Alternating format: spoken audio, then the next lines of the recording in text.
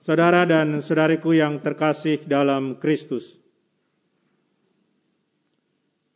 kalau seseorang dalam hidupnya, dalam hatinya selalu ada iri hati, dengki, cemburu, yang pastinya dalam diri orang lain pasti dia tidak akan pernah melihat kebaikan orang tersebut. Apalagi kalau orang itu adalah musuhnya. Pasti tidak pernah akan ada satu yang positif dari orang lain. Selalu hal yang buruk yang dilihat. Walaupun pada kenyataannya ada banyak hal positif yang ada dalam diri setiap manusia. Walaupun kita juga menyadari bahwa kita banyak hal-hal yang negatif yang ada dalam diri kita. Kita lihat saja di negara kita. Mau presiden buat sebagaimana hebatnya, tetap salah. Bukan berarti saya garis keras Jokowi, tidak. Hanya mau melihat kenyataan. Dan mau membandingkan dengan apa yang kita dengar dalam bacaan Injil. Dalam bacaan Injil, orang-orang Yahudi yang mengelilingi Yesus, ketika Yesus berjalan-jalan di bait Allah, mereka ini adalah saksi-saksi ketika Yesus memberikan pengajarannya. Mereka ini adalah orang-orang yang melihat Yesus membuat mujizat. Tetapi masih ada pertanyaan, berapa lama lagi engkau membiarkan kami hidup dalam kebimbangan? Jika engkau Mesias, katakanlah. Percuma dong Yesus ngomong begitu panjang lebar dengan pengajarannya. Mujizat-mujizat yang dia buat. Tapi yang terjadi, mereka tetap tidak percaya. Karena mereka tetap masih ada rasa benci. Mereka tidak bisa menerima Yesus. Mereka belum bisa menerima Yesus yang melampaui guru-guru agama mereka. Para ahli Taurat, orang-orang Farisi. Mungkin di antara orang-orang Yahudi ini juga banyak orang Farisi. Ahli Taurat ada di sana. Bagaimana mungkin seorang anak tukang kayu melebihi kita? Tidak ada keterbukaan dalam diri mereka. Egois. Sehingga jelas mereka tidak bisa menerima Yesus. Mereka masih ragu, bimbang. Dan mungkin lebih sakit hati lagi. Saya bisa membayangkan, ketika saya merefleksi ini, saya coba masuk dalam diri orang-orang Yahudi ini. Ketika Yesus katakan, kamu tidak percaya karena kamu tidak termasuk domba-dombaku.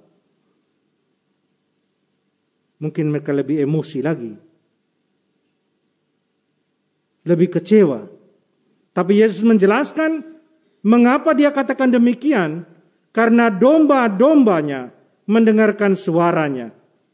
Dan Yesus mengenal mereka. Mereka mengikuti dia. Tapi orang-orang Yahudi ini jelas mereka tidak mengikuti Yesus. Mereka tidak percaya bahkan tidak percaya kepadanya. Mereka tidak termasuk domba-dombanya. Saudara dan saudariku yang terkasih dalam Kristus. Kita murid-murid Tuhan. Kita dibaptis. Kita rajin ke gereja. Kita domba-domba dari Tuhan kita Yesus Kristus. Pertanyaannya, benarkah demikian?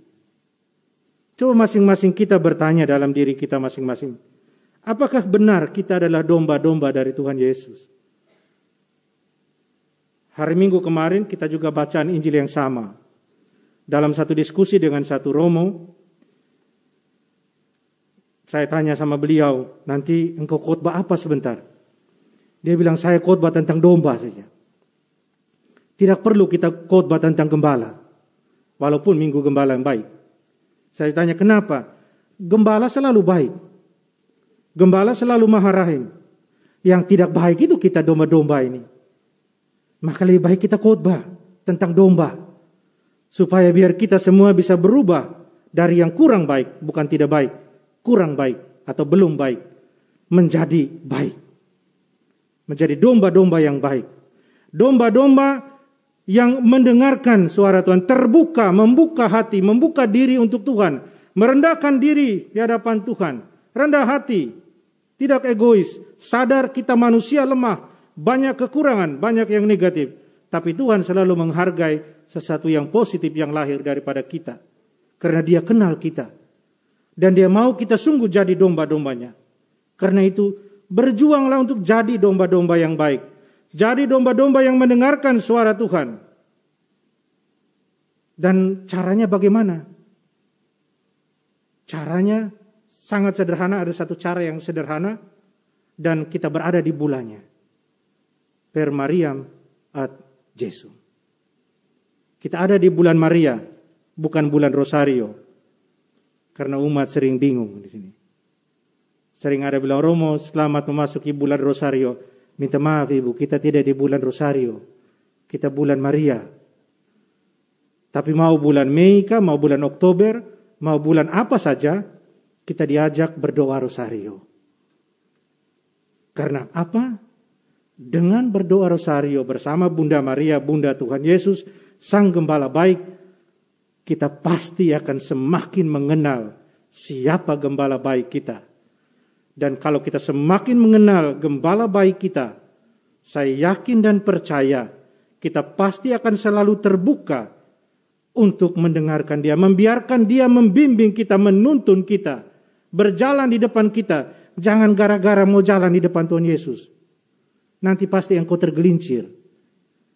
Pasti engkau jatuh. Biarkan Dia berjalan di depan. Biarkan cahayanya menerangi kita. Agar kita boleh berjalan baik. Berjalan lurus dan tidak menggok kiri kanan. Saudara dan saudariku yang terkasih, mari kita mohon dalam perayaan Ekaristi ini. Agar kita boleh menjadi domba yang baik. Karena Gembala kita Dia selalu baik.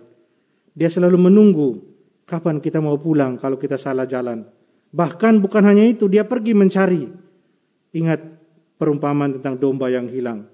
Dan kalau Dia temukan kita, bukan hanya kita yang gembira, Dia juga akan bersuka cita.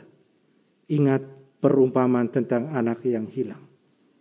Mari kita berdoa, mohon rahmat Tuhan buat kita, agar kita selalu dikuatkan, ditambahkan iman kita, agar kita boleh setia dan berkomitmen pada Sang Gembala baik kita. Amin.